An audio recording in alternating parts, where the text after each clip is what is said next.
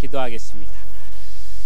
사랑하는 하나님, 하나님께서 우리의 삶을 신실하게 인도하여 주시고 우리를 복음 전하는 자로, 하나님께서 그 맡겨주신 귀한 사명을 전하는 자로 세워주시고 인도하여 주시니 감사를 드립니다. 이 시간 다시 한번 이번 가을의 계절을 통하여서 우리가 복음 전도의 꿈을 꾸고 우리에게 맡겨주신 귀한 영혼들에게 하나님 주신 귀한 선물을 전달하기 원하오니 하나님께서 지혜를 얻게 하여 주시고 소망에 관하여 묻는 자들에게 신실하게 대답할 수 있는 담대함을 준비할 수 있는 거룩한 시간이 되어질 수 있도록 인도하여 주시옵소서. 이 시간 우리 마음 가운데 성령께서 임재하여 주셔서 성령께서 역사하시는 시간이 되어지길 원합니다. 우리의 모든 것들 하나님께 의탁하며 나아가오니 주님께서 주장하시고 인도하여 주시옵소서. 예수 그리스도의 이름으로 기도합니다. 아멘. 여러분, 요즘에 전도를 어떻게 하고 계십니까? 전도가 잘 되시나요? 아마 예전처럼 쉽지 않은 것에 대해서 많이들 느끼고 계실 것입니다. 코로나를 겪으면서 교회들마다 전도가 쉽지 않다라고 말하고 있고, 어떤 분들은 지금 우리 교회 성도들, 우리 교구 식구들 챙기기도 어려운데 전도는 엄두도 안 난다라고 이야기를 하십니다. 실제로 지하철역이나 노방전도 하는 시간들에 나아가 보면 사람들의 반응이 이전보다 많이 냉소적이고 이제는 거부를 넘어서 어떤 사람은 혐오까지 하는 것들을 경험하게 됩니다. 그러다 보니까 이 전도의 사명이 있는 분들은 그럼에도 하시는데, 그렇지 않은 분들은 전도가 점점 더 두려워지고 교회 다닌다는 말조차 어디 가서 말 꺼내기도 무서운 그런 상황이 되어버렸다라고 하는 것입니다. 그런데 여러분, 지금이 가장 전도하기 쉬운 가장 적기라는 것을 알고 계십니까? 목회데이터 연구원에서 발표한 이 자료를 보시면 새가족들이 교회로 나오는 이유에 대해서 통계로 정리가 되어 있습니다. 새가족들의 76%가 어떨 때 교회를 오느냐 보니까 교회를 찾는 시점이 삶의 어려움이 찾아왔을 때 그들이 교회로 오게 된다라고 하는 것입니다. 그 중에서도 특별히 인생의 의미에 관한 혼란을 겪었을 때 신앙을 갖는 것으로 이 문제를 해결하고자 교회에 나왔다라고 하는 것입니다. 결국 신앙을 갖게 만드는 가장 큰 계기가 삶에서 고난이 다가왔을 때 사람들이 교회로 나오게 되고 신앙에 대해서 관심을 갖게 된다라고 하는 것입니다. 그렇다면 전도는 어떤 사람이 잘하는 것입니까? 누군가에게 정말 가치 있고 의미 있는 인생에 대해서 그것을 누군가가 알기를 원했을 때, 그런 인생의 길이 있다라고 알려주는 사람, 누군가가 고난의 길을 걸어가고 있을 때 누군가가 손을 내밀어 주기 원할 때 적극적으로 연락해주고 도움을 주는 사람, 그런 사람이 이 시대에는 전도하기 쉬운 그런 사람이다라고 하는 것입니다. 이런 필요는 지난 코로나의 3년여의 시간을 겪으면서 더욱더 증대되었던 것을 볼 수가 있습니다. 건강보험연구원에서 발표한 통계 자료가 있는데, 최근 5년간 우울증과 불안장애 진료 상황을 한번 통계로 내었다고 합니다. 이 통계에 보니까 우울증 환자가 2017년도에 69만 명이었는데 작년에 93만 명으로 증가를 해서 35%가 정신적으로, 정서적으로 어려움을 겪는 사람들이 늘어났다라고 이야기합니다. 불안장애 환자 수는 같은 기간에 65만 명에서 86만 명으로 32%가 증가를 한 것을 볼 수가 있습니다.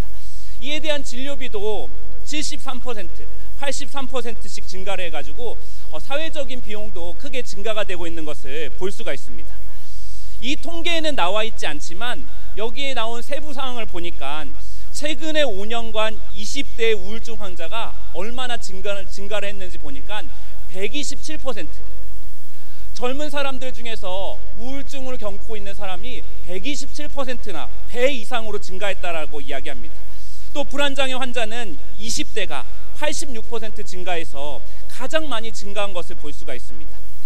2017년도 이전에는 60대 이상 환자들이 주로 정서적인 어려움을 겪으면서 이런 치료들을 받아왔는데 5년이 지난 지금에는 젊은 세대 환자들이 급격하게 증가한 것을 볼 수가 있습니다. 젊은 사람들이 겉보기에는 자기 개성대로 자유롭게 살아가는 것처럼 보이지만 사실은 그 내면이 병들어가고 있었다라는 것을 보게 됩니다. 그래서 요즘에는 코로나 블루라는 말도 생겨났습니다.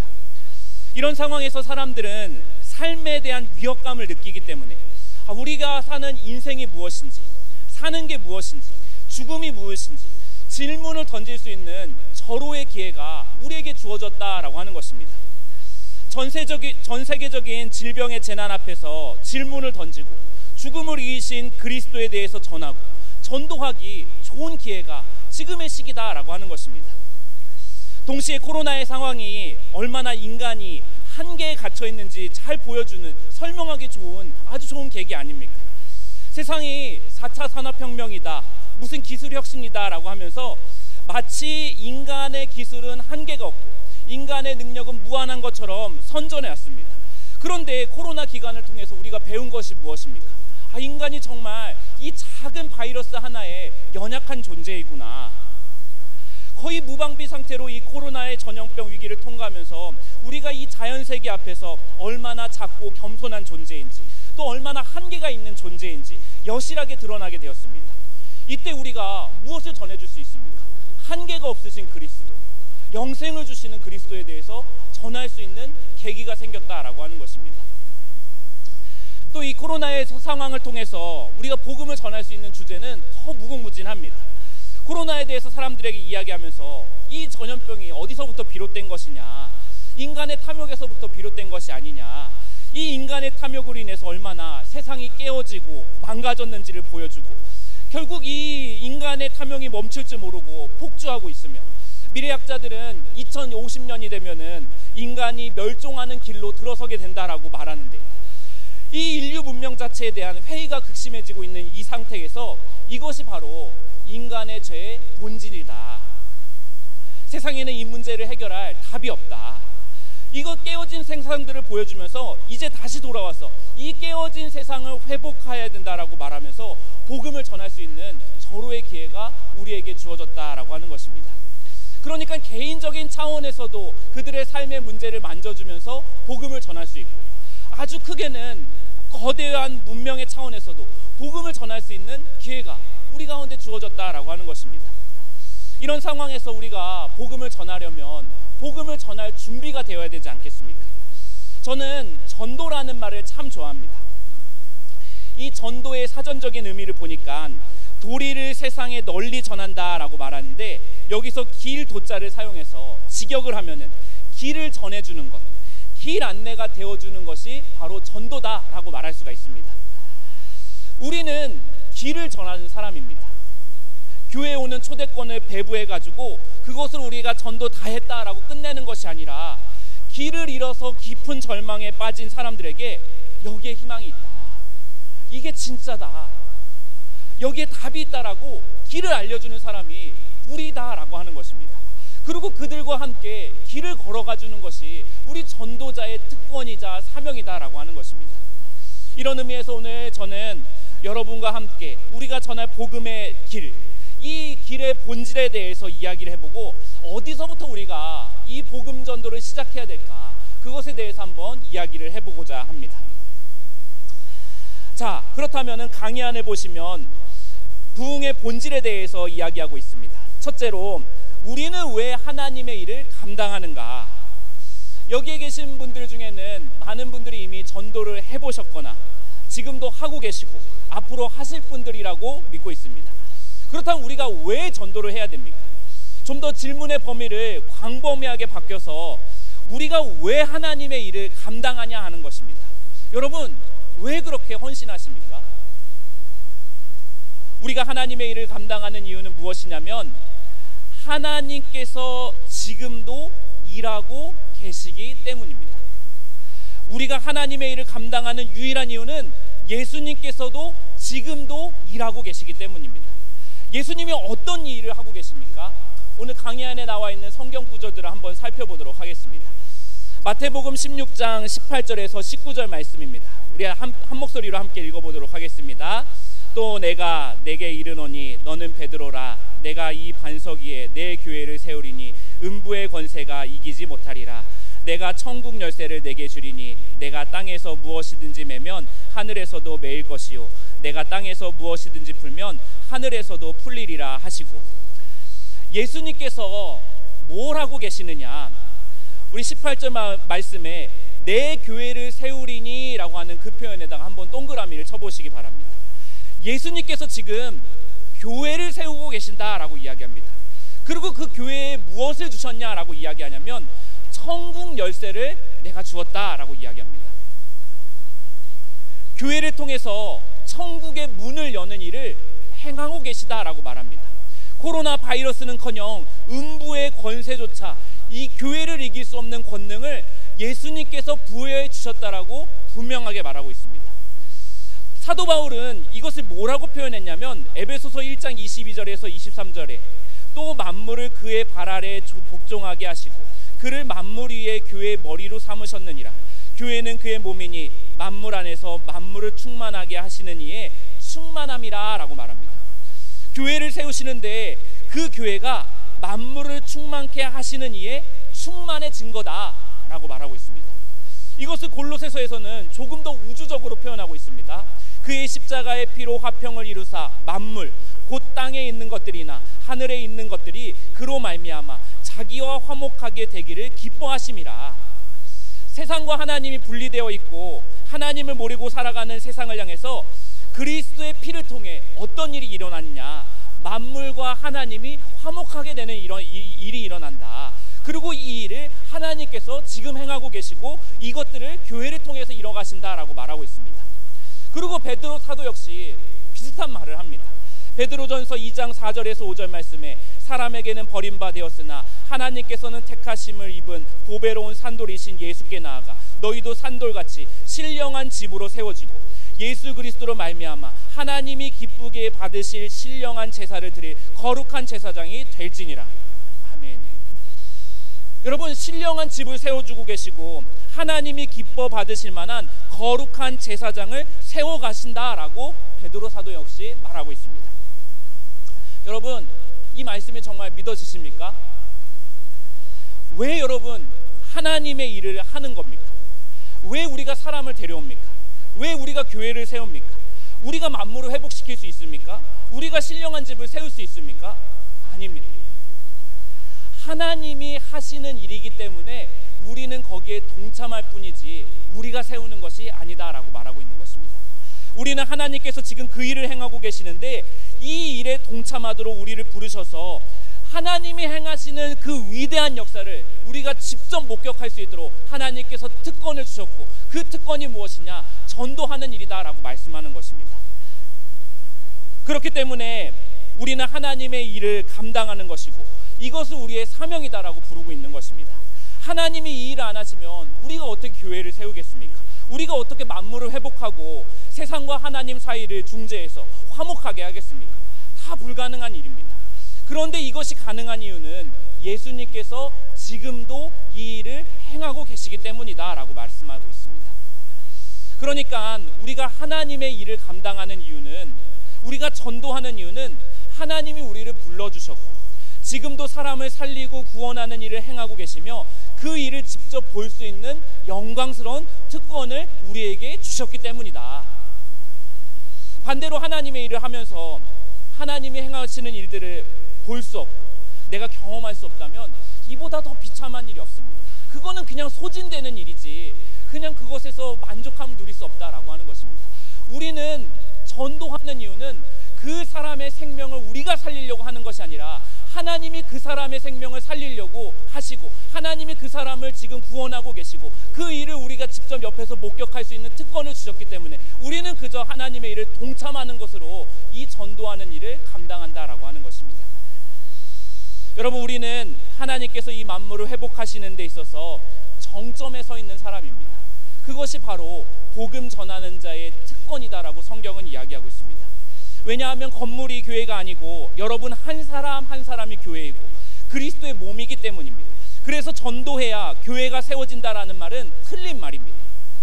주님께서 교회를 세우시고 계시기 때문에 우리는 전도할 수 있는 특권을 부여받은 것뿐입니다. 사랑하는 광림의 전도자 여러분, 주님께서 지금도 일하고 계시기 때문에 우리의 삶을 드릴 수 있다는 것이 우리의 정말 큰 특권이다라는 것을 기쁨으로 고백하시기를 주님의 이름으로 축원합니다. 이 그림이 펼쳐지지 않은 상태에서 하는 전도는 반쪽짜리가 받게 될 수가 없습니다. 하나님 따로 나 따로 일하면은 그것이 얼마나 비참한 일입니까? 오늘 저와 여러분의 삶에 마치 제자들이 예수님 옆에서 예수님이 행하신 기적과 이사들을 바라보면서 그 놀라운 특권들을 목격했던 것처럼 주님께서 일하고 계신 그 생명 살리는 그 현장을 경험하고 하나님께 돌아오는 그 영혼으로 말미암아 천군 천사가 기뻐하는 것을 우리가 체험하게 되는 그 놀라운 특권이 부어지시기를 주님의 이름으로 축원합니다. 자, 그렇다면 우리가 어디서부터 출발을 해야 됩니까? 결론부터 말하자면 사람 세우는 것이 출발점이자 목적지입니다. 에베소서 4장 11절에서 12절 말씀해 보니까 그가 어떤 사람은 사도로, 어떤 사람은 선지자로, 어떤 사람은 복음 전하는 자로, 어떤 사람은 목사와 교사로 삼으셨으니 이는 성도를 온전하게 하여 봉사하는 일을 하게 하여 그리스도의 몸을 세우려 하심이라 라고 이야기합니다. 사도 바울이 자신의 사명의 본질에 대해서 설명하는데 그것을 뭐라고 이야기하냐면 그리스도의 몸을 세우는 것이 자기 사명의 본질이다 라고 이야기합니다. 또 골로새서에서는 우리가 그를 전파하며 각 사람에게 권하고 모든 지혜로 각 사람을 가르치면 각 사람을 그리스도 안에서 완전한 자로 세우려 합니다 라고 말합니다. 여러분, 각 사람이라고 하는 표현이 3번이나 반복되고 있습니다. 여기서 각 사람의 이 3번의 반복은 1대1로 만나서 복음을 전하는 친밀한 관계를 전제로 한 표현입니다. 결국 이 모든 일의 목적은 그리스도 안에서 완전한 자로 세우려 합니다 라고 말합니다. 베드로 사도도 마찬가지입니다. 베드로전서 2장 21절에 이를 위하여 너희가 부르심을 받았으니 그리스도도 너희를 위하여 고난을 받았사 너희에게 본을 끼쳐 그 자취를 따라오게 하려 하셨느니라 라고 말합니다. 그러니까 우리의 부르심은 예수님을 따르는 자들을 만드는 사람들이다 라고 하는 것입니다. 또 베드로전서 3장 15절에 너희 마음에 그리스도를 주로 삼아 거룩하게 하고 라고 말합니다. 정합해 보면 우리의 사명의 본질이 무엇이냐? 그리스도 안에서 온전한 사람을 세워가는 것, 그리스도를 따르는 사람들을 세우는 것이고 그리스도를 주로 삼아 거룩하게 변화된 사람들을 세우는 것이 우리의 사명의 본질이다 라고 말하는 것입니다. 그러니까 우리의 관심이 어디에 쏠려야 하냐면 한 사람을 우리가 교회로 데려오는 것에 대해서 먼저 우리가 관심을 쏟는 것이 아니라 이 사람을 내가 어떻게 하면 온전히 세울 수 있을까? 이 사람을 내가 어떻게 하면 그리스도를 주로 삼게 해서 거룩하게 변화되게 할 수 있을까? 그것을 고민하면은 교회에 데리고 하는 그 고민들은 2차적인 생각들이 되어집니다. 어떻게 하면 사람들을 온전하게 세울 수 있을까 먼저 고민해야 한다라고 하는 것입니다. 그리고 이 고민과 관심이 충분해지면 사람을 온전하게 세우기 위해서 그리스도를 따르는 진실한 사람들의 모습을 보여주려고 교회 공동체로 그 사람을 초청하는 것입니다. 교회 가니까 세상과 다르게 살고 세상 사람들과 다르게 생각하고 다르게 관계를 맺는 그 공동체를 경험하게 되고 그것을 통해서 저렇게 살아가는 것이 정말 매력적인 삶이구나. 이 세상, 이 깨어지고 망가진 세상과 완전히 다른 대안적인 삶이구나. 그것을 깨닫게 되고 그 사람이 그리스도를 주로 삼아 거룩하게 변화되어진다라고 하는 것입니다. 이것이 초대교회의 전도 방법이었고 초대교회의 부흥운동의 핵심이었다라고 하는 것입니다. 결국 제가 이 단락에서 말하고 싶은 결론은 바로 이것입니다. 우리 한번 같이 읽어보도록 하겠습니다. 우리 PPT와 강의 안에도 나와 있는데 한번 읽어보겠습니다. 시작. 사명의 본질은 교회 세우기이며 이를 위해 사람 세우기가 필수적이며 이 모든 사역의 출발점은 전도와 회심이다. 여러분은 예수님께서 그리스도의 몸을 세워가시고 교회를 세워가시는 가장 최정점, 최출발점에 가장 앞서 있는 사람들이라는 것을 기억하시기 바랍니다. 전도가 없이는 사람을 세울 수 없고 사람이 세워지지 않으면 교회가 세워지지 않습니다. 제가 특별히 전도와 회심이라고 이야기하는데 사실은 이 두 가지가 구별되는 말이기보다는 같은 말이라고 생각하시면 좋겠습니다. 그럼에도 불구하고 전도와 회심이라고 한 것은 우리가 우리가 전도에 대해서 조금 오해하고 있는 부분이 있기 때문에 전도와 회심이다라고 구분해놨습니다. 전도지를 나눠주고 교회에 오게 하는 것까지가 전도가 아니라 전도는 반드시 회심의 결과까지 이어져야 전도다. 정리하면 우리가 하나님의 일을 감당하는 이유는 지금도 예수님께서 일하고 계시고, 예수님은 지금도 교회를 세워가고 계시고, 이 교회 세우기의 핵심은 사람 세우기며, 이 사람을 세우는 일 전에 사람을 태어나게 하시는 이 회심케 하는 일을 주님께서 행하고 계시기 때문에 우리는 전도의 사명을 감당하는 것이다 라는 것을 기억하시길 바랍니다. 자, 그래서 성경을 봐도 그렇고 역사를 봐도 그렇고 부흥이 일어날 때마다 반드시 나타나는 현상이 있습니다. 그것이 무엇이냐? 바로 회심입니다. 사도행전의 말씀이 강의 안에 쭉 나와 있는데, 사도행전 2장 47절에 주께서 구원받는 사람을 날마다 더하게 하시니라. 4장 4절에도 남자의 수가 약 5천이나 되었더라. 5장 14절에도 믿고 주께로 나오는 자가 더 많으니, 6장 7절에도 제자의 수가 더 심히 많아지고 허다한 제사장의 무리도 이 도에 복종하느니라. 8장 4절부터 6절에도 무리가 빌립의 말을 듣고 행하는 표적도 보고 한 마음으로 그가 하는 말을 따르더라. 11장 21절에 수많은 사람들이 믿고 주께 돌아왔더라. 여러분, 다 회심에 관한 내용입니다. 그러니까 부흥이 일어났을 때 뭐가 반드시 일어났느냐? 회심이 반드시 전제되고 따라왔다라고 하는 것입니다. 회심 없는 부흥은 기껏해야 유사부흥, 사실은 가짜 부흥일 가능성이 큽니다. 결국 진정한 부흥이라고 하는 것은 사람들이 많이 모여드는 것이 핵심이 아니라 사람들이 변하는 것이 핵심입니다. 사람들이 주님께 돌아오는 일이 반드시 일어나야 한다라고 하는 것입니다. 여러분, 전도는 사람들을 변화시키는 아주 중요한 사명입니다. 단순히 사람들을 늘리는 것이 목적이 아니라 하나님 나라를 이 땅에 온전히 드러내기 위해서 이 일을 위한 교회 세우기, 사람 세우기가 핵심적인 첫 출발점이 바로 전도가 된다라는 것을 우리는 기억해야 합니다. 전도가 하나님께서 행하시는 일의 전부는 아니지만 그 출발점이 분명하다면 우리는 이 전도가 누군가의 은사나 달란트에 의해서 행해지는 것이 아니라 모든 성도들이 감당해야 하는 사명이고, 이 사명의 첫 출발점이 되어야 함도 우리가 반드시 기억하게 된다라고 하는 것입니다.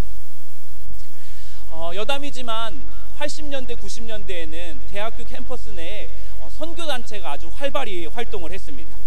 그 선교단체들이 성장할 수 있었던 가장 중요한 동력이 무엇이었냐면 바로 양육의 기능과 역할이었습니다. 개교회에서는 주일 예배만 드리고 그냥 예배 생활만 하면서 교제만 했는데 선교단체에 가니까 양육 프로그램이 있는 것입니다. 그래서 그 양육 프로그램들을 한 단계 하다 보니까 신앙이 자라게 되고 교회보다는 선교단체에 더 헌신하게 되는 젊은 청년들이 그 당시에는 많이 있었다라고 하는 것입니다. 그래서 선교단체가 그 당시에 많이 성장할 수가 있었고 많은 청년들이 들어가서 활동을 하게 되었습니다. 그런데 여러분, 지금 캠퍼스에 가보시면 선교단체들이 거의 고사 상태에 이른 것을 보게 됩니다. 기독교 인구의 감소도 한 가지 원인일 수 있지만 가장 결정적인 것은 이 양질의 양육 프로그램들을 굳이 선교단체에 가서 배우지 않아도 되기 때문입니다. 이제는 로컬 처치, 개교회로 다 가서도 충분히 양질의 교육 프로그램들을 다 경험할 수 있고 그런 환경들이 다 마련이 되었기 때문에 청년들이 굳이 선교단체에 가지 않습니다. 그런데 더욱 문제는 이 선교단체가 양육의 기능이 축소되었다면 전도의 기능이라도 활발하게 개발을 해야 되는데 전도할 방법조차 찾지 못하고 있기 때문에 결국은 이 선교단체가 하락세를 타게 되는 결정적인 요인이 되었다라고 하는 것입니다. 여러분, 이 반면교사가 무엇을 말해줍니까? 우리 역시 전도와 회심 사명을 감당하지 않으면 동일한 결과를 마주할 수 있다라고 하는 것입니다. 단편적으로 교회 밖에 있는 사람들, 세상에 있는 사람들은 차치하더라도 우리의 가정에서조차 자녀들을 회심시키지 못하는 경우들을 종종 발견하게 됩니다. 그래서 우리 자녀들이 중고등부, 고등부까지는 부모님 때문에 억지로 교회로 나오다가 청년이 되어서는 교회를 떠나는 일들을 심심치 않게 목격하게 되었습니다. 그래서 오늘 우리가 다루는 이 전도와 회심이라고 하는 주제는 한국 교회를 살리기 위해서, 우리 교회를 잘 다음 세대를 준비하기 위해서, 우리 교회의 부흥을 만들기 위해서, 그 문제를 넘어서서 우리의 자녀들을 살리기 위해서라도 반드시 배우고 익혀야 하는 주제임을 우리가 기억하고 오늘 말씀을 함께 나누기를 주님의 이름으로 축원합니다. 자, 그렇다면은 회심이 무엇인가? 사도행전 26장에 보니까 사도 바울이 자신의 부르심에 대해서 말하면서 회심의 본질적인 부분에 대해서 말하고 있습니다. 사도행전 26장 17절에서 20절까지의 말씀을 우리 함께 읽어보도록 하겠습니다. 이스라엘과 이방인들에게서 내가 너를 구원하여 그들에게 보내어 그 눈을 뜨게 하여 어둠에서 빛으로 사단의 권세에서 하나님께로 돌아오게 하고 제사함과 나를 믿어 거룩하게 된 무리 가운데서 기업을 얻게 하리라 하더이다. 아그리빠 왕이여, 그러므로 하늘에서 보이신 것을 내가 거스르지 아니하고 먼저 다메섹과 예루살렘에 있는 사람과 온 유대 땅과 이방인에게까지 회개하고 하나님께로 돌아와서 회개에 합당한 일을 하라 전함으로.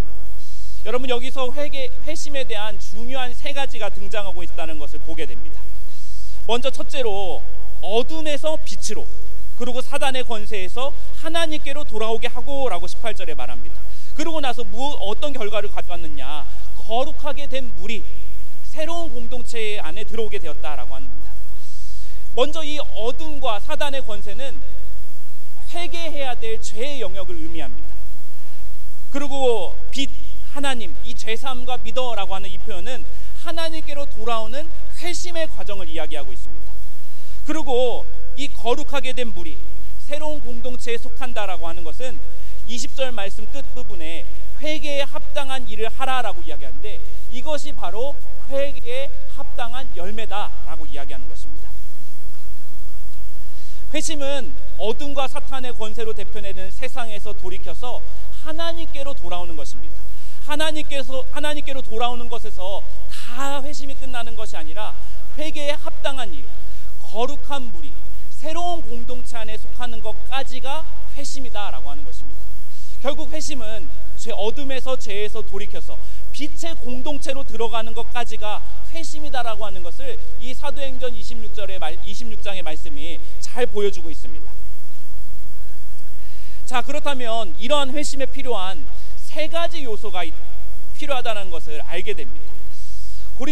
데살로니가 후서 2장 13절에서 14절 말씀에 주께서 사랑하시는 형제들아, 우리가 항상 너희에 관하여 마땅히 하나님께 감사할 것은 하나님이 처음부터 너희를 택하사 성령의 거룩하게 하심과 진리를 믿음으로 구원을 받게 하심이니 이를 위하여 우리의 복음으로 너희를 부르사 우리 주 예수 그리스도의 영광을 얻게 하려 하심이니라 라고 말합니다.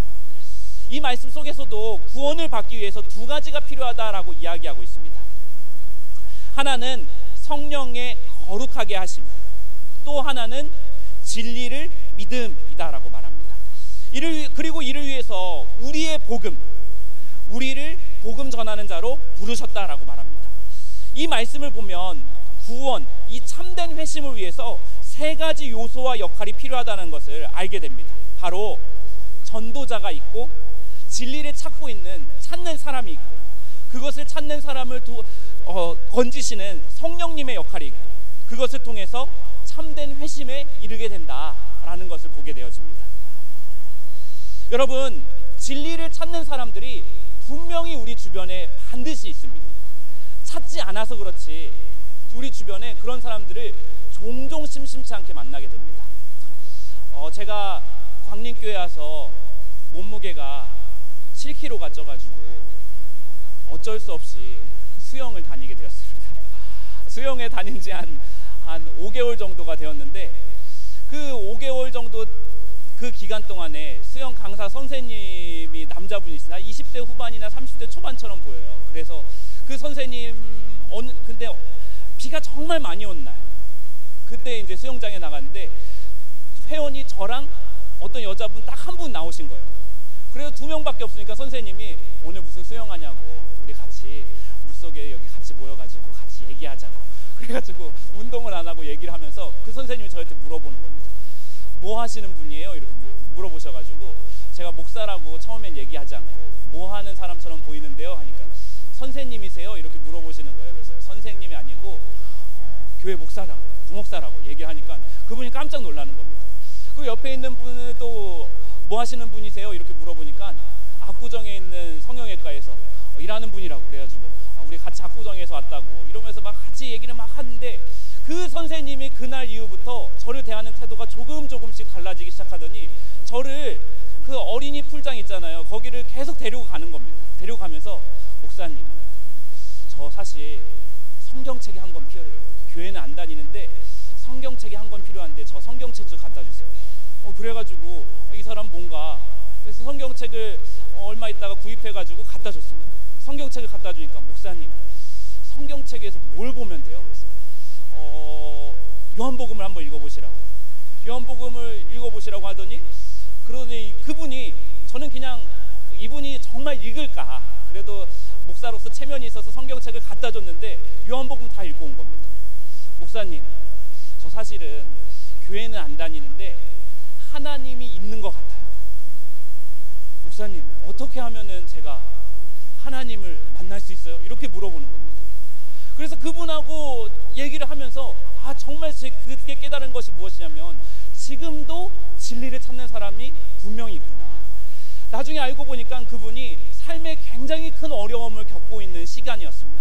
그러다 보니까 정말 그 삶 속에서 자신이 의지하고 싶은 어떤 신을 만나고 싶은데 그 신에 대해서 구체적으로 알지 못하는데 주변의 가족들은 그래도 교회를 다니니까 하나님을 믿어야겠다. 그 많은 신들 중에서 하나님을 믿어야겠다고 하면서 저에게 도움의 손길을 뻗쳐가지고 그분과 이제 교제를 나누다가 그분이 어쨌든 이제 수영 강사를 그만두시고 어떤 계기로 인해서 다른 곳에 가시면서 연락을 못하게 되었지만 우리가 지금도 찾다 보면 반드시 진리를 찾고 있는 사람들을 심심치 않게 만나게 됩니다. 무엇을 통해서 만나게 되느냐? 관계를 맺는 것을 통해서 반드시 만나게 된다라고 하는 것입니다. 그리고 복음을 전하는 전도자가 필요하고 복음을 전한다고 되는 것이 아니라 성령의 거룩하게 하심, 성령님의 역할이 반드시 중요하다라고 하는 것입니다. 여기서 우리가 중요한 것은 우리가 성령님을 일하게 하는 건 아니지 않습니까? 거꾸로 성령님이 우리를 일하게 하시지 우리가 성령님께서 하시는 일을 전도한다고 하면서 조작할 수는 없는 것입니다. 그리고 찾느니 진리를 믿는 것도 우리가 억지로 믿어보라고 하면서 할 수 있는 것이 아닙니다. 진리를 받아들이는 것 역시 그 사람들의 역할이다라고 하는 것입니다. 그렇다면 우리가 해야 되는 역할은 무엇이냐? 복음을 들려주는 것, 선명하고 온유한 방법으로 인내를 가지고 지혜롭게 전달하는 것이 우리 전도자의 복음 전도의 핵심이다라고 하는 것입니다. 이 전도의 핵심은 성령님께서 하시는 일이기 때문에 하나님께서 우리에게 결과를 먼저 묻지 않으십니다. 대신 너 복음 전했냐? 라고 물으십니다. 다시 말해서 우리가 아무리 잘 전해도 복음을 듣는 사람이 응답하지 않을 수 있습니다. 하나님은 여기에 대해서 책임을 묻지 않으십니다. 왜냐하면 성령님께서 하시는 일이기 때문에. 그 대신에 복음을 전했는지 그 복음을 어떻게 전했는지에 대해서는 묻고 계시다라고 하는 것입니다. 나아가 우리가 성령님의 역사를 가장 선명하게 발견할 수 있는 현장이 어디냐? 바로 복음 전도의 현장입니다. 성령님께서 방언을 말하게 하시거나 병 고치는 역사를 통해서 그런 것들도 역사하시지만 이것보다 더 강력하게 역사하시는 현장이 전도의 현장에 달려있다라고 하는 것입니다. 하나님께서 잃어버린 한 사람을 찾기 위해서 자기의 가장 아끼는 독생자 아들까지 내어주시면서 그 영혼을 찾고 계시는데 성령님이 어디 가서 일하시겠습니까? 사람 병 고치는데, 사람 방언 터지게 하는데 그런 데서 일하기보다는 한 생명 살리는데 성령님이 역사하시는 것은 너무나 당연한 것입니다. 그래서 은사나 병 고침은 몇몇 사람들에게 주어진 특권이지만 복음 전도는 모든 사람에게 성령 하나님의 일하심을 경험할 수 있게 하는 놀라운 특권이고 성령이 늘 거기에 강력하게 역사하신다라는 것을 우리가 기억해야 합니다.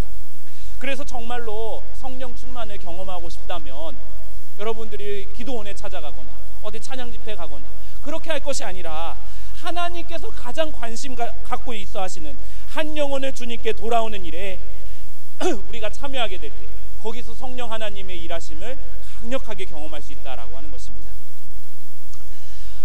여러분, 전도가 가능한 이유는 우리의 기술이나 지혜 때문이 아닙니다.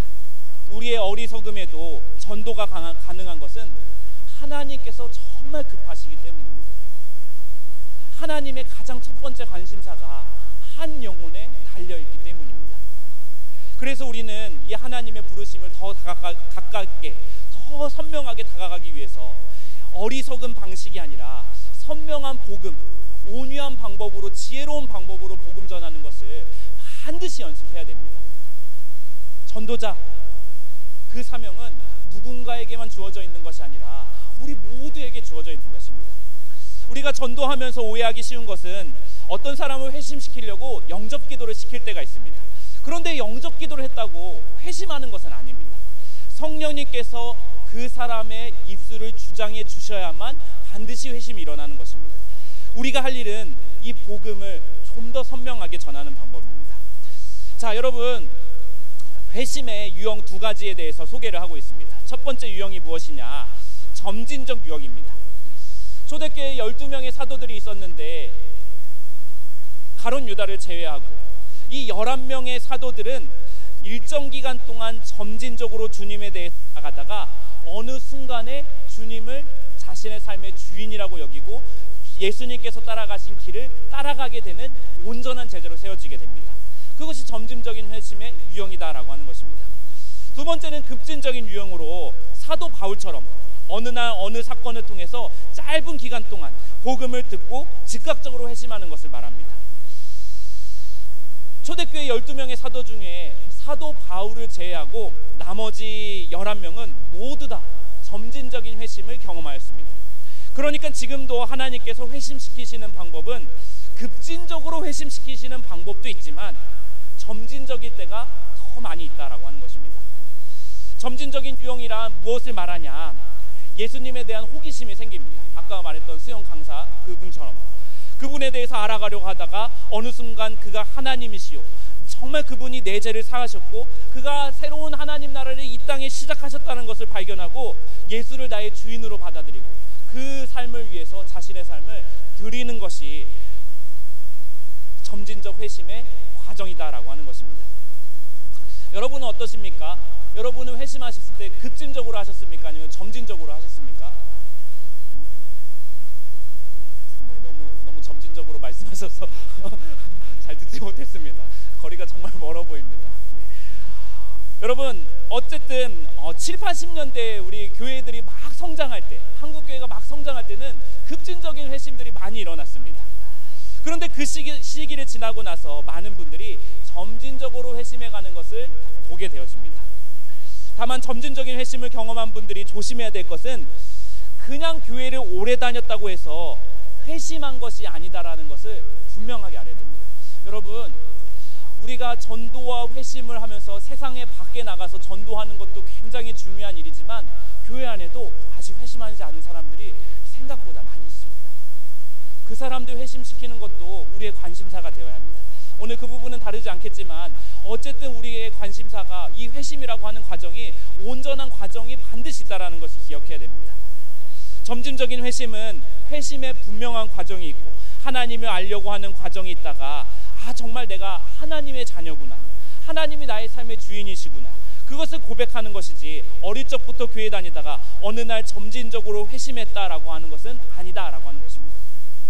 여하튼 오늘날 점진적인 회심이 더 많기 때문에 우리는 이 점진적인 회심의 과정 속에서 어떻게 복음을 전해야 될지에 대해서 알고 있어야 된다라고 하는 것입니다. 점진적으로 사람들을 회심시키려면은 많은 사람들을 돌보기보다는 한 사람 한 사람을 돌봐야 됩니다. 더 좋은 방법은 한 사람을 전도하고 나서 그 다음 사람을 전도하는 것. 동시에 두 사람을 접촉하는 것이 아니라 한 사람 접촉하고 그것이 그 과정이 끝나면 그 다음 사람을 접촉해 주는 것이 더 좋은 방법이 있습니다. 물론 여러 사람을 한꺼번에 전도하고 예전에 80년대 빌리 그레함이 여의도 대광장에 모여놓고 한 번에 막 사람들을 회심시켰던 그런 것도 있습니다. 근데 우리는 빌리 그레함이 아니지 않습니까? 한꺼번에 전도하면 또 한꺼번에 많이 교회를 떠나기도 합니다. 그래서 오늘날의 전도 방법은 한 사람을 깊이 돌봐주고 회심시킨 다음에 그 다음 사람을 적금시키는 것이 더 좋은 방법이다, 더 지혜로운 방법이다 라는 것을 알 수가 있습니다. 자, 그렇다면 이 회심 사역은 전도의 전체 그림을 이해하는 것이 중요한데 이렇게 설명해 볼 수가 있습니다. 자, 복음이 있고 복음을 받아들이기 위해서 이제 전도라는 것이 진행이 되어집니다. 이 전도를 해서 바로 받아들이고 나서 바로 이제 회심하면은 좋은데 그것이 급진적인 회심 아닙니까? 많은 경우가 그렇지 않기 때문에 전도 전 단계 프리 이벤젤리즘이 필요하고, 그래서 사람들이 이 복음에 가까이 갈 수 있도록 도와주는 것이 필요하다. 그리고 복음을 받아들이고 회심했을지라도 이 사람이 더 온전한 회심에 이르도록 전도 후 단계 포스트 이벤젤리즘이 필요하다라고 하는 것입니다. 정리하면 전도하는 데 있어서 전도 전 단계가 있고 전도하는 과정이 있고 전도 후 단계가 있다라고 하는 것입니다. 이것이 점진적인 회심에 이르는 과정의 그림이다. 어떤 면에서 얼만큼 전도를 위한 준비를 잘했느냐가 이 사람이 복음을 받아들이는 데 있어서 결정적인 영향을 줄 수도 있고, 복음을 잘 받아들인 사람들이 복음을 이해해서 후속 쪽지까지 나아갈 수 있다면 온전한 회심에 이르게 된다라고 하는 것입니다. 저희가 이번에 전도 학교를 통해서 다루게 될 내용은 다음 주에는 이제 이 전도 전 단계에서 우리가 무엇을 준비해야 되는지에 대해서 좀 구체적으로 한번 이야기를 해보려고 합니다. 3주차에는 이 복음 제시를 어떻게 할 것인지에 대해서 분명하게 이야기할 것입니다. 그리고 4주차에는 이 회심을 온전하게 하는 후속 과정까지 다루면서 이 큰 틀 안에서 이 전도 학교가 진행된다는 것을 알고 계시면 될 것 같습니다. 자, 이것을 쉽게 풀어 설명한 것이 오늘 강의 안에 있는데, 전도 전 단계가 바로 만남과 관계의 단계이고, 전도 단계가 선명한 복음 제시와 직명케 하기이고, 전도 후 단계는 회심을 온전케 하기입니다. 자, 먼저 만남과 관계 맺기, 전도 전 단계에 대해서 한번 살펴보겠습니다. 이 전도 전 단계에서 가장 중요한 것은 사람들이 복음을 들을 수 있도록 준비시켜주는 것, 워밍업 해주는 것.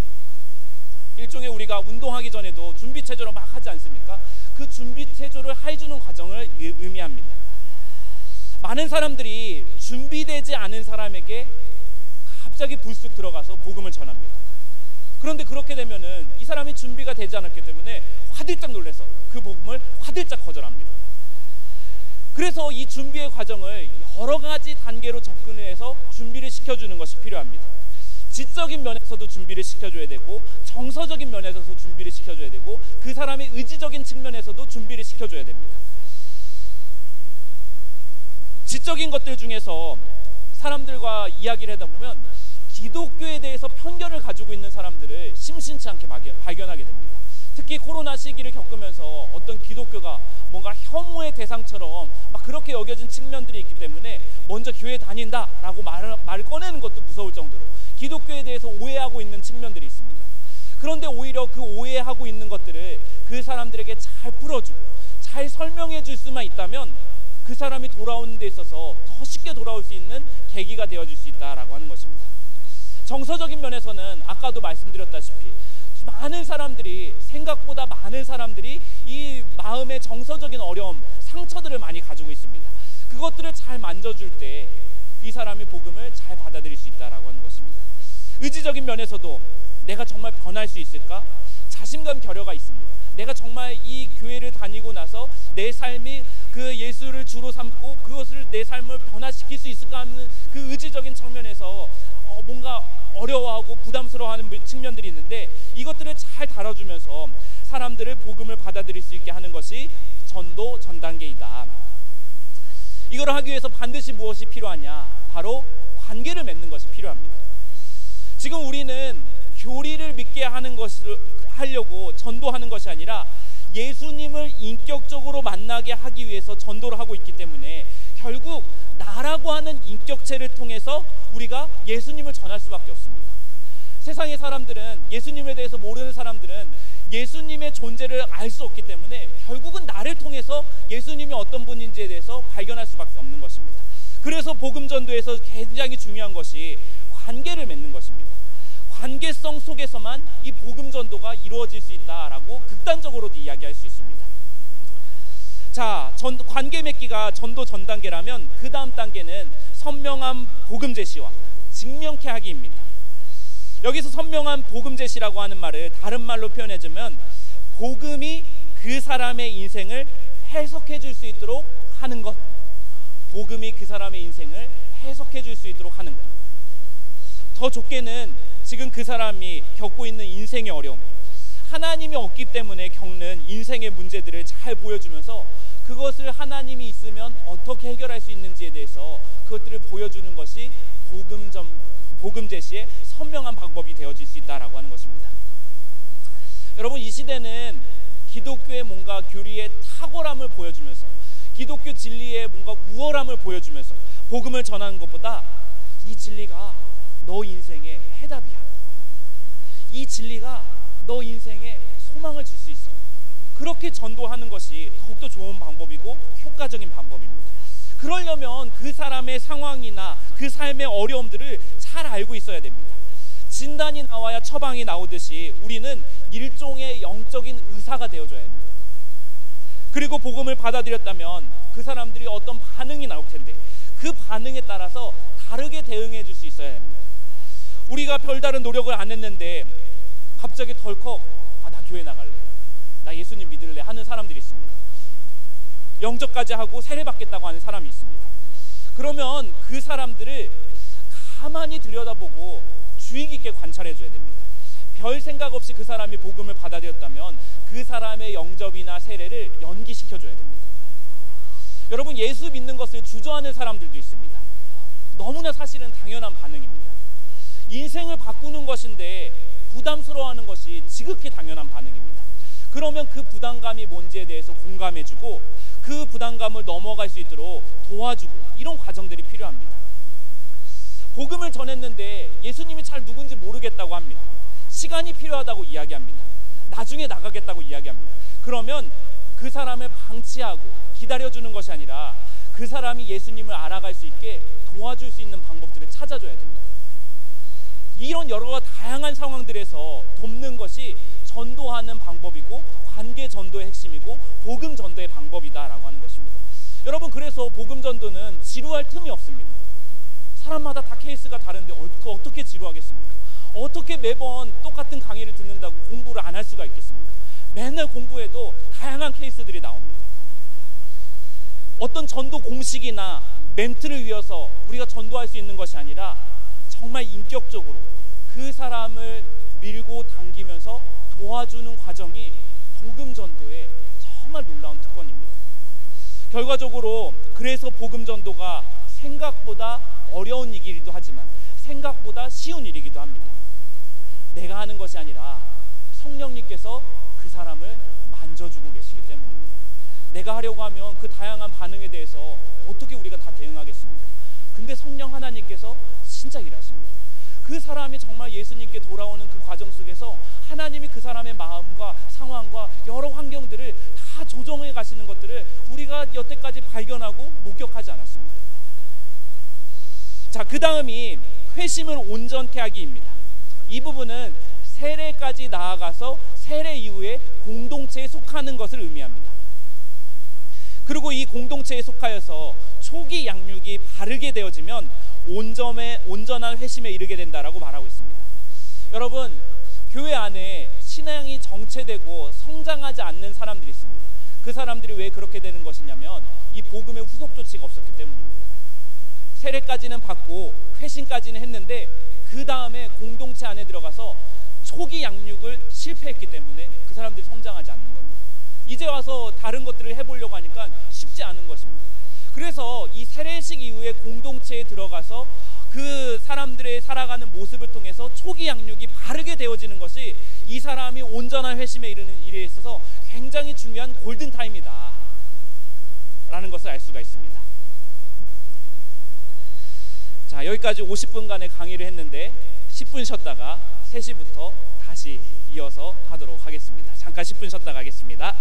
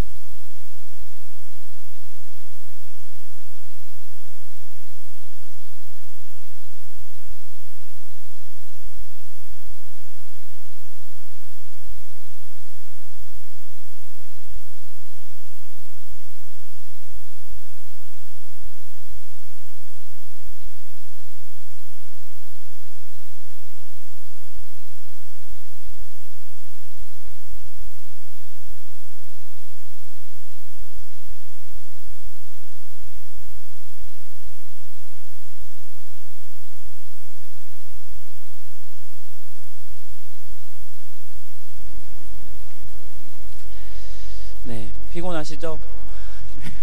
많이 힘드실 것 같습니다. 뒤이어서 하는 강의는 많지 않은 분량이어서 짧게 하고 그리고 이제 토의를 하는 시간을 잠깐 가진 다음에 오늘 마치려고 합니다. 2시부터 4시까지라 그래서 2시간 절대 꽉꽉 채우지 않고요.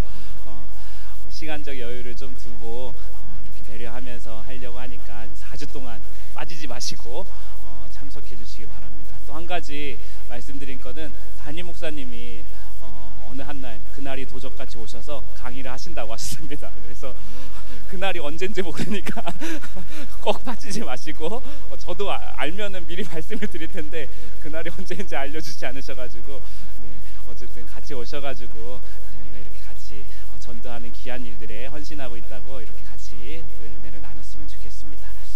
자, 여러분 상황인지 지능이라는 걸 한번 말을 들어보신 적이 있으실 겁니다. 이 상황인지 기술이라는 말도 있는데 현실 공간과 이 가상 공간을 연결해서 가상 공간에서 현실의 상황을 정보하고 이를 활용해서 이제 사용자 중심의 지능화된 서비스를 제공하는 기술이다라고 정의를 하고 있습니다. 예를 들어서 자동차가 자율주행을 하려면 그 도로의 여러 상황들을 제대로 해석하고 그것들을 데이터화하는 것들이 잘해야만 안전한 주행을 할 수 있습니다. 마찬가지로 영적인 영역에서도 이 상황인지 감수성이 굉장히 중요합니다. 자기 주변에 어떤 상황들이 펼쳐져 있는지를 해석하고 이해하고 헤아리지 못한다면은 결국은 자기 방식을 고집하는 그런 요즘 젊은 사람들 말로 꼰대가 될 수밖에 없고 자기 말만 하고 자기가 하고 싶은 것만 하는 참 안타까운 상황들이 발생한다라고 하는 것입니다. 이런 안타까운 상황들을 멀리서 찾아볼 것도 없이 저부터 반성하게 됩니다. 저희 첫째가 태어났을 때 저희 집안에 이제 저도 애를 처음 키워보는 거고 그 애를 키운다는 것이 어떤 것인지에 대해서 잘 알지도 못하고 그런데 이제 밖에서 열심히 목하고 왔다가 첫째는 이제 집에서 막 난리를 피고 막 아내는 막 힘들어하는데 제가 소파에 한번 누웠다가 큰 환란을 경험하고 나서 그 인생의 귀중한 교훈을 통해서 열심히 헌신하게 되는 계기를 발견했습니다. 그때 제가 정말 나는 이 상황인지 감수성이 정말 많이 떨어지는구나 발견하게 되었습니다. 여하튼 우리가 살고 있는 시대도 이 시대의 패러다임 자체가 바뀌고 있습니다. 그래서 복음은 변하지 않지만 이 복음을 전하는 방식은 이 시대에 맞는 옷으로 갈아입을 필요가 있습니다. 이 도표는 하나님 나라 복음 네트워크라는 단체에서 만든 한국교회의 현재 상황과 미래에 대해서 한번 그 주변의 상황들에 대해서 컨텍스트가 어떤 것인지에서 한번 만들어 본 자료입니다. 교회가 예전에는 어떨 때 부흥을 했느냐, 프리모던 시대, 생존의 시대, 회귀성의 시대, 개인의 자유와 선택의 제한이 되고 정보의 소수 독점이 이루어지던 시대 속에서 교회가 성장했던 시대가 있었습니다.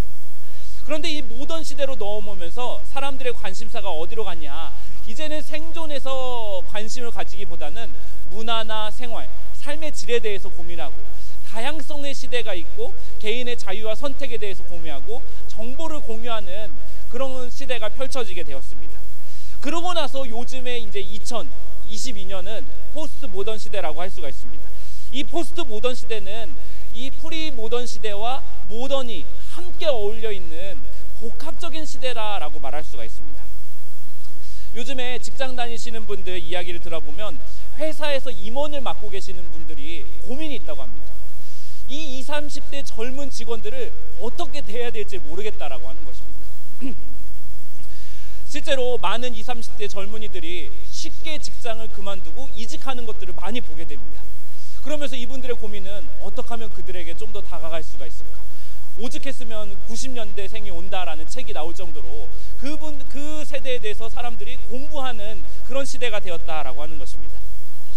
이 모던에서 포스트 모던으로 넘어오면서 전혀 다른 세대가 되어버렸습니다. 이렇게 상황이 바꾸고 있는데 전도는 아직도 우리가 이 프리 모던, 저 생존의 시대 때 우리가 전도했던 방식들을 고수할 때가 많이 있습니다. 권위가 인정되어서 사회의 어른이나 어떤 권위 있는 사람이 그 말을 선포하면은 사람들이 그것을 받아들였던 시대가 있습니다. 이때는 전도지만 돌려도 전도가 되었던 시대입니다. 그런데 모던 시대에 와서는 사람들이 합리적인 설명이 필요했습니다. 자기가 설득이 되기 원했고 이해가 되길 원했습니다. 그래서 이것들을 어떤 변증적인 방법으로 접근했을 때 그 사람들이 받아들이는 것을 보게 됩니다. 여기서도 혹시라도 뭐 전도 폭발 같은 거 훈련 프로그램 받아보신 분들도 있을 수도 있는데, 전도 폭발 우리가 전도했던 방식들이 무엇이었습니까? 그 사람이 어떤 질문을 던지면 어떤 암기된 내용을 막 얘기하면서 그 암기된 내용으로 막 얘기를 해줘서 그 사람을 지적으로 눌러버리면서 그 사람을 설득시키는 방법으로 하는 것들이 전도 폭발의 방법이고 훈련 방법입니다. 그런데 그런 것들이 먹히던 시대가 있었습니다. 그런데 지금은 이 프리모던과 모던이 합쳐진 시대입니다. 그러니까 합리적으로 이해도 돼야 되고 어떤 영적인 권위도 가져야 되고 여러 가지 복합적인 상황에서 우리가 복음을 전해야 된다라고 하는 것입니다. 더군다나 여기서는 합리적으로 이해시키는 것도 중요한데 정말 진정성 있는 방법으로 다가가지 않으면 사람들이 받아들이지 않습니다. 이 사람이 정말 나를 그냥 교회에 데리고 가기 위한 것인지, 아니면 정말 나에게 관심이 있어서 정말 내가 잘 되기를 바라는 마음에서 진정성 있게 다가가고 있는지, 사람이 영적인 동물이어서 아주 쉽게 그런 것들을 파악할 수가 있습니다. 그래서 진정성이 없으면 이 시대에는 복음 전도하기가 힘들다. 자, 이런 면에서 우리가 살고 있는 시대의 변화와 세상의 필요가 무엇인지에 대해서 조금은 아는 것이 필요합니다. 첫째로, 우리가 지금 살고 있는 세상은 재미와 의미를 찾고 있는 시대입니다. 과거에는 생존 자체가 삶의 화두였습니다. 과거에는 돈을 벌어서 아이들을 키우고 아이들의 시집장가 보내서 그렇게 사느라 정신이 없어서 자기가 우울증을 가지고 있었는지도 모를 만큼 그런 시대를 살아갔습니다. 근데 이 모든 정서적인 문제를 이제 생존이라는 이름으로 다 덮어버릴 수가 있었는데, 그런데 지금은 다 재미를 찾고 의미를 찾고 사람들이 살고 있는데, 내 인생은 왜 이래 하는 순간 사람들이 우울증의 이 판도라의 상자가 열려버린 것처럼 거기서부터 정서적인 어려움을 겪게 됩니다. 여러분, 요즘에 사람들이 재미를 어디서 찾습니까? 맛집 같은 데 가고 먹는 거 잘 먹고 또 여행 같은 거 잘 즐기고 취미생활 같은 거 하면서 사람들이 재미를 찾습니다. 근데 요즘에 그런 재미를 찾는 것들에 가만히 들여다보면 공통점이 한 가지 있습니다. 뭐가 공통점인지 아십니까? 바로 다 돈이 필요합니다. 돈이 많이 있어야 할 수 있는 것들이고 사람들이 즐기는 것들이 다 돈에서부터 비롯되는 것입니다. 돈이 있어야만 재미가 있는 것입니다. 돈이 없어도 물론 재미가 있을 방법도 있지만 오늘날 자본주의 세상에서는 돈 없이 즐기는 재미는 사람들이 뭔가 열등하다라고 느끼고 그렇게 말하기도 합니다. 그래서 사람들은 돈이 없으면 재미가 없어진다라고 말합니다. 이것이 천민 자본주의의 민낯이기도 합니다. 그리고 의미는 점점 사라지고 있습니다. 노동도 이제는 돈을 벌기 위한 수단이 되었지 노동 자체의 가치를 이야기하는 것이 점점 희미해지고 있습니다. 그래서 워라벨이라고 하는 단어가 나온 겁니다. 워크 앤 라이프, 이 밸런스를 맞추는 것에 대해서 사람들이 관심을 갖습니다.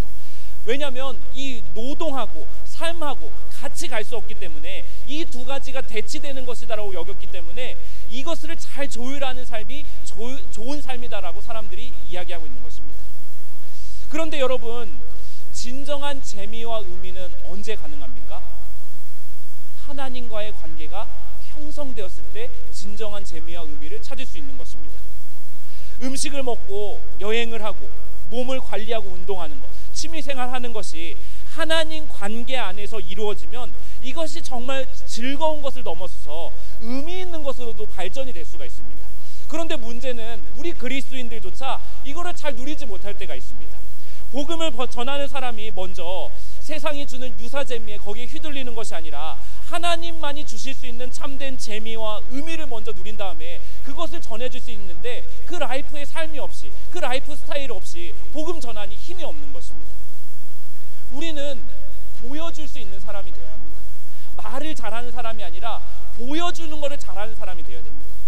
진짜 재미와 의미를 누릴 수 있는 참된 길이 하나님과의 관계이다. 진짜 재미와 의미를 못 누리는 이유가 죄 때문이다. 스스로 의미를 부여하고 스스로 재미를 찾고 있는 자기중심성이 바로 죄이다. 우리는 여기서부터 복음 전도를 시작할 수 있는 길이 열려진다라고 하는 것입니다. 그렇게 당신들이 누리고 있는 재미와 의미는 유사 장난감에 불과하다. 거기에 속고 있는 거다. 그렇게 된 것이 다 세상이 깨어진 이 인간의 죄성으로 말미암은 것이다. 참된 재미와 의미는 예수님께서 오셔서 우리에게 주신 것이다라고 이야기할 때 거기서 복음 전도가 이루어진다라는 것입니다. 요즘에 부러우면 진다라는 말이 있습니다. 세상 사람들의 재미와 의미에 우리가 부러워한다면 여기서부터 벌써 우리 복음 전도자는 지고 들어가는 겁니다. 우리가 그것을 뛰어넘는 것을 가지고 있다라는 것을 보여줄 수 있어야만 우리가 전도할 수 있다라고 하는 것입니다. 둘째는 이 코로나19 이후에 사람들이 전 지구적인 문제에 눈을 뜨기 시작했습니다. 아까도 말씀드렸다시피 우리가 살고 있는 이 세상에 왜 자연재해가 닥쳤고 왜 기후변화가 일어나고 왜 전염병이 창궐했는지 사람들이 질문하기 시작했습니다. 그리고 사람들이 어떤 결론을 내렸느냐, 인간의 욕망이 팽창될 대로 팽창되어서 이런 결과를 맞이하게 되었구나, 사람들이 인정하기 시작했습니다. 여러분, 결국 이것이 무엇을 말해줍니까? 결국 이것이 인간의 죄의 문제다라는 것을 보여주면 됩니다. 하나님과의 관계가 깨어졌기 때문에, 인간의 죄성이 극에 달았기 때문에 이런 문제가 생겨났다고. 계속해서 세상을 깨어뜨리고 망가뜨리면서 너가 과연 살 것인지, 아니면 하나님 나라의 백성이 되어서 이 세상을 회복하면서 이 세상을 치유하는 방식으로 삶을 살 것인지에 대해서 도전하는 것이 우리의 전도 방식이 되어질 수 있다는 것입니다. 셋째는 진실한 관계, 공동체를 찾고 있는 상황입니다. 요즘 TV에 보면 나 혼자 산다, 혼밥, 이런 것들 자주 등장합니다. 그리고 사람들이 이제는 타의가 아니라 자발적으로 혼자 있는 시간을 선호하기 시작합니다. 그래서 혼자 어디에 카페에 가서 잠깐 멍 때리고 있는 거, 혼자 어딘가 후적 떠나가지고 잠깐 시간을 지내다 오는 거, 이제 타의가 아니라 의도적으로 자기가 자발적으로 그런 시간들을 갖기 시작합니다. 그런데 이와 더불어서 어떤 일들이 벌어지고 있느냐, 정신질환의 문제도 함께 정서적인 문제도 발견되고 있다는 것을 우리가 아까 통계를 통해 보게 되었습니다. 여러분, 이것이 무엇을 말해주냐면 사람들은 이제 아무나 막 교제하고 쉽고 가벼운 관계를 맺고 싶지 않아 한다라고 하는 것입니다. 진짜 관계, 진실한 관계, 정말 나와 진정성 있는 관계를 누릴 사람들을 찾고 있는 것입니다. 이제는 불필요한 만남들은 다 줄이고 꼭 필요한 사람들과 관계를 하기 원합니다. 특별히 코로나19가 되면서 사람들이 뭐가 정리됐다고 말하냐면 사람 관계가 정리됐다고 이야기합니다.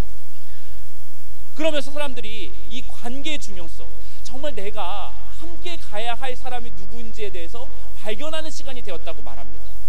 동시에 사람들은 익명을 전제로 한 인터넷 커뮤니티나 SNS에서 사람들과의 관계를 이어가려고 합니다. 하지만 공허하다라는 것을 금세 알게 됩니다. 이때 우리가 정말 진실한 관계는 하나님 안에서 교제하는 관계다, 하나님 안에서 하나님 사랑하고 이웃 사랑하는 관계다라는 것을 보여줄 필요가 있는 것입니다. 그 관계를 형성하고 있는 공동체가 여기에 있다라고, 우리가 그 대안적인 공동체다라고 말해줄 수 있는 것이 복음 전도의 방법입니다. 그래서 우리가 속한 이 교회 공동체가 정말로 소중하고, 그래서 우리가 더욱 모이기에 힘써야 되고, 우리가 서로 사랑하는 일에 더욱더 진정성 있게 해야 되는 이유도 여기에 있는 것입니다. 우리가 보여줘야 됩니다. 이렇게 우리가 살고 있는 시대가 변하고 있기 때문에 우리의 전도 방식도 불가피한 것입니다. 그래서 지금 저는 오늘 저와 여러분에게 인격적, 과정 중심적, 공동체적 복음 전도의 방법을 아주 간략하게 소개를 하고 오늘의 시간을 마치려고 합니다. 첫 번째로 인격적인 복음 전도입니다. 여러분, 하나님이 인격적인 하나님이십니다. 인격적인 하나님께서 사람들에게 인격적으로 다가갈 수 있는 것은 이 복음 전도하는 전도자의 인격과 그가 맺고 있는 인격적인 관계를 통해서 가능하게 되는 것입니다. 예수님도 사마리아 여인을 만났을 때 주 예수를 믿어라, 너가 구원을 받았다, 바로 먼저 말하시지 않으셨습니다. 물을 달라라고 먼저 요청하셨고, 그녀가 가진 삶의 아픔들을 하나하나 공감해 주면서 그에게 인격적으로 먼저 접근해가는 과정이 있었습니다. 예수님의 전도 방식이 인격적이었기 때문에 우리도 인격적으로 다가가야 한다라고 하는 것입니다. 예수님께서 죄인들을 식탁에 초대하셨던 것처럼 우리도 인격적인 관계를 맺기 위해서 뭘 잘해야 되냐? 밥 먹는 걸 잘해야 됩니다. 커피도 마시고 이런 일들을 해야 됩니다. 그냥 먹고 마시는 것으로 그치는 것이 아니라 그 먹고 마실 때 나의 삶을 오픈해 줄 수 있어야 됩니다. 내 아픔이나 고민을 먼저 그 사람에게 오픈하면 그 사람도 자신의 아픔들을 쉽게 오픈할 수 있습니다. 할 수 있으면 자기 집도 오픈해서 우리 집에 와서 같이 밥 먹자고. 요즘 누가 자기 집에 초청해가지고 식사하자고 이야기하는 사람이 누가 다 있습니까? 다 밖에 나가서 먹지.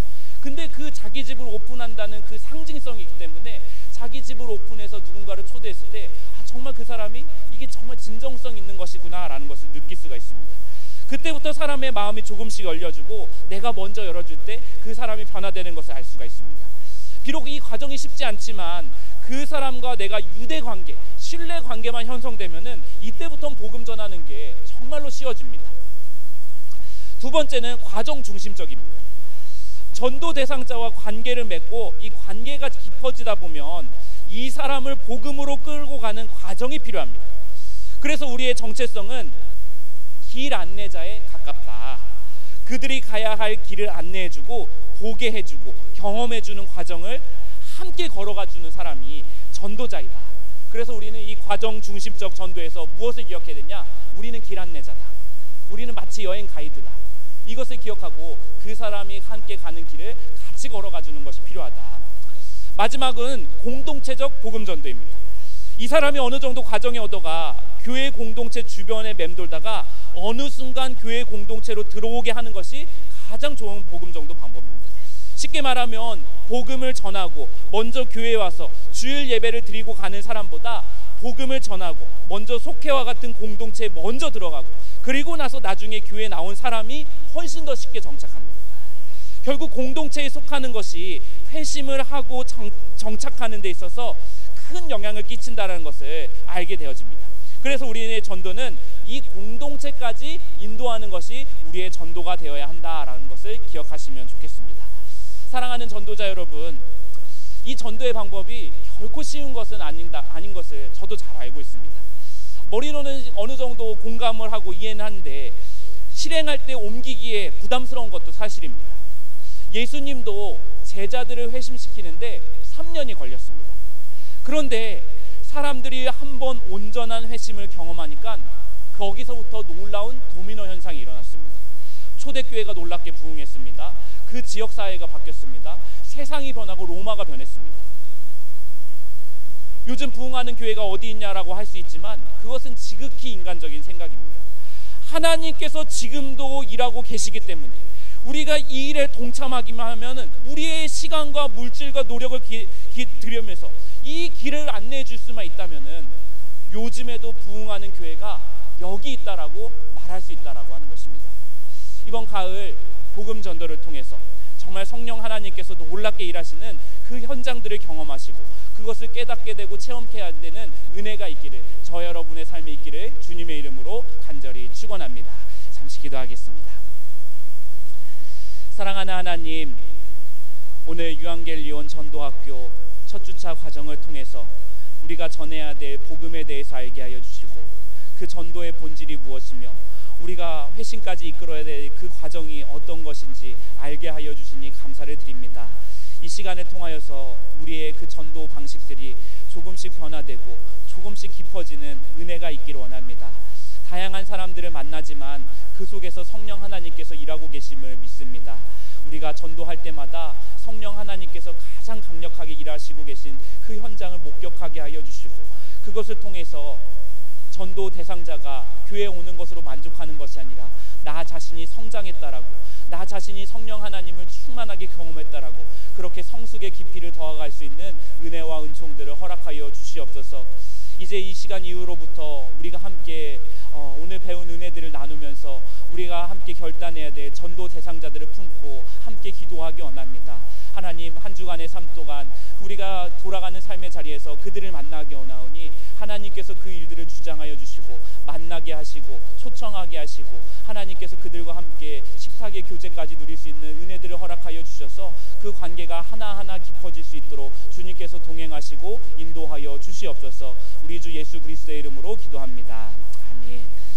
자, 이 시간에는 여러분 되도록이면은 두 분이서 하셨으면 좋겠습니다.